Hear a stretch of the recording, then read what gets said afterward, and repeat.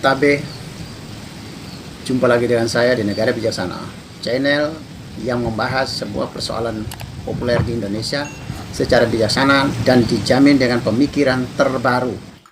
Ada dua fakta yang tidak bisa dibantah dari Vatikan, negara Vatikan, adalah memiliki prestasi yang luar biasa. Pertama, dia adalah salah satu negara dengan kekayaan yang besar.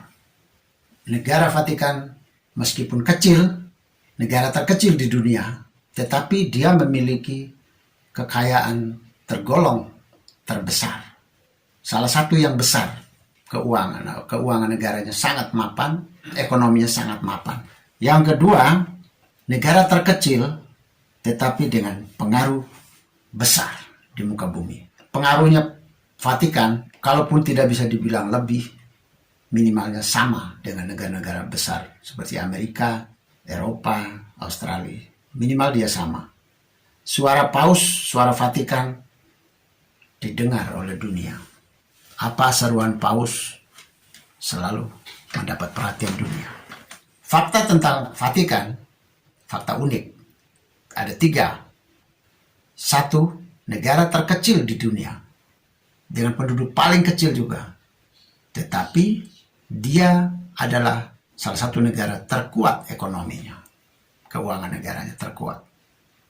Fakta yang berikut, Vatikan atau Paus adalah salah satu negara dan pemimpin paling berpengaruh di dunia. Pertanyaannya, mengapa negara sekecil itu kok bisa memiliki pengaruh besar di dunia dan dia memiliki keuangan yang sangat mapan, boleh dibilang negara kaya, negara sejahtera di dunia. Kalau orang bilang negara yang berideologi, karena ideologinya, ya semua negara di muka bumi selalu berdiri punya dasar ideologi, punya dasar filosofi bangsanya ada. Kalau dibilang karena negara agama itu bukan cuma Vatikan. Di berbagai negara lain, terutama di Timur Tengah itu negara berdasarkan agama.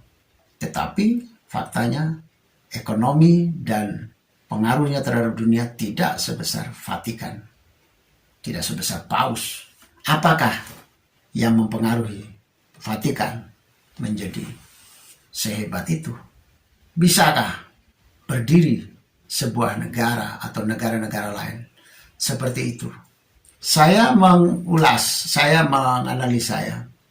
Ada perbedaan antara negara Vatikan dengan negara-negara lain.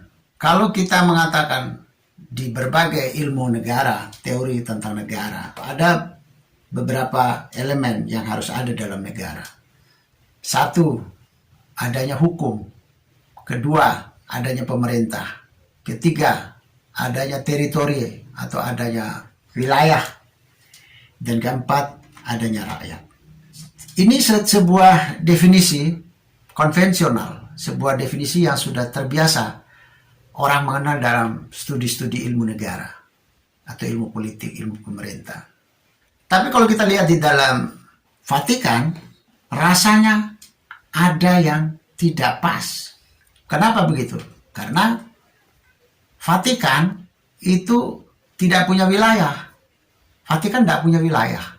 Yang terdapat di Vatikan itu cuma sebuah kompleks perkantoran pemerintah. Tidak ada wilayah. Yang kedua, rakyatnya tidak tinggal di situ. Rakyatnya Vatikan menyebar di seluruh dunia, masuk ke negara orang lain. Misalnya saya sebagai orang Katolik, rakyatnya Vatikan. Tetapi saya tinggal di Indonesia. Jadi rakyatnya Vatikan itu menyebar di semua negara-negara lain di muka bumi. Yang ada di Vatikan itu cuma sebuah kompleks perkantoran. Pertanyaannya, kalau dibilang harus ada wilayah, maka Vatikan tidak punya wilayah. Yang kedua, kalau dibilang ada rakyat, di Vatikan tidak ada rakyat. Yang ada cuma semua adalah staf, adalah pegawai pemerintahnya Vatikan. Tidak ada rakyat di sana. Rakyatnya di mana? Rakyatnya menyebar di seluruh negara, di seluruh dunia. Ini fakta yang menarik dari Vatikan. Antara ada dan tiada rakyatnya tuh. Tidak ada di negara Vatikan, tapi ada di seluruh dunia. Di Vatikan hanya pemerintah, tidak ada rakyat sama sekali di sana. Definisi ini atau unsur-unsur ini, ciri-ciri ini menjadikan Vatikan bukan sebuah negara. Kalau kita mau mengatakan Vatikan sebuah negara, maka definisi negara menjadi tidak tepat untuk konteks ini. Harus diperluas. Negara bisa saja adanya pemerintah, adanya hukum, memiliki rakyat, tapi dia ada di muka bumi. Sehingga rakyatnya bisa menyebar di seluruh dunia, di seluruh tanah, di penjuru planet ini. Pertanyaannya, semua negara yang lain kan punya hukum, punya pemerintah, punya rakyat yang mendiami wilayah itu, sebuah wilayah itu semua negara. Tetapi Vatikan tidak begitu. Berarti definisi negara ini menjadi tidak mewakili Vatikan. Jadi ilmu-ilmu negara, ilmu politik, ilmu pemerintahan selama ini harus melakukan sebuah terobosan teori ulang atau pendefinisian ulang, redefinisi tentang negara, supaya Vatikan masuk dalam kategori negara. Di sini letak perbedaan antara Vatikan dengan semua negara di muka bumi. Nah, beda sekali. Kalau negara agama itu kan ada wilayah, rakyatnya tinggal di situ dan rakyatnya beragama. Tapi ini tidak. Jenis yang ketiga sebuah negara menurut saya ya, maka Vatikan ini bukan negara agama, tapi agama yang bernegara. Agama Katolik yang bernegara. Dia memiliki rakyat menyebar di seluruh dunia. Di Vatikan hanya ada semacam ibu kotanya, kompleks pemerintahan.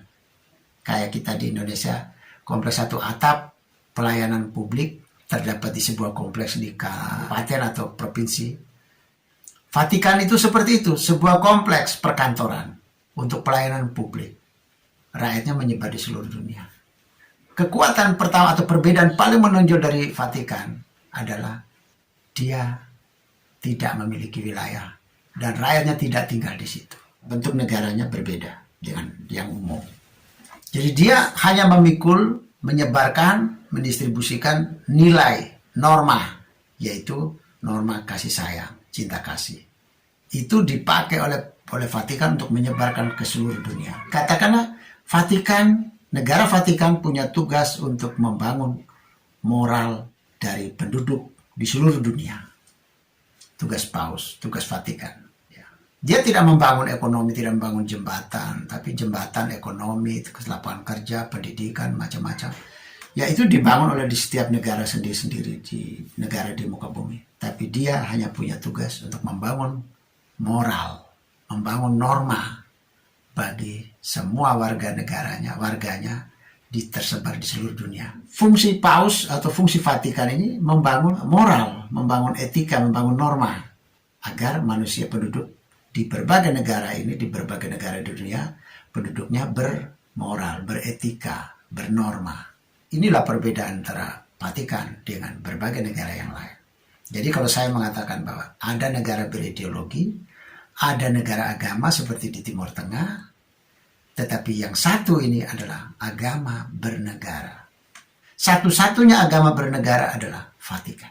Pertanyaan berikut, dan pertanyaan kritis kita, pertanyaan menyangkut masa depan umat manusia. Bisakah ada berdiri agama bernegara?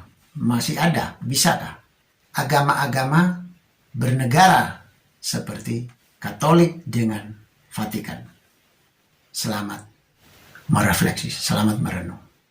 Jika Anda setuju dengan saya, Anda seide dengan saya, berarti kita berada pada satu perjuangan yang sama, yaitu ingin melihat Indonesia menjadi lebih baik, Indonesia menjadi negara yang bijaksana yang kita impikan. Caranya adalah dengan Anda memberi dukungan dan berpartisipasi dalam channel ini. Subscribe di bawah channel ini, bunyikan lonceng di sampingnya untuk menunjukkan Anda berlangganan secara gratis, dan ada pemberitahuan setiap kali saya mengirim edisi baru. Dan jika Anda setuju dengan ide ini, jangan lupa bagikan ke semua relasi Anda. Terima kasih.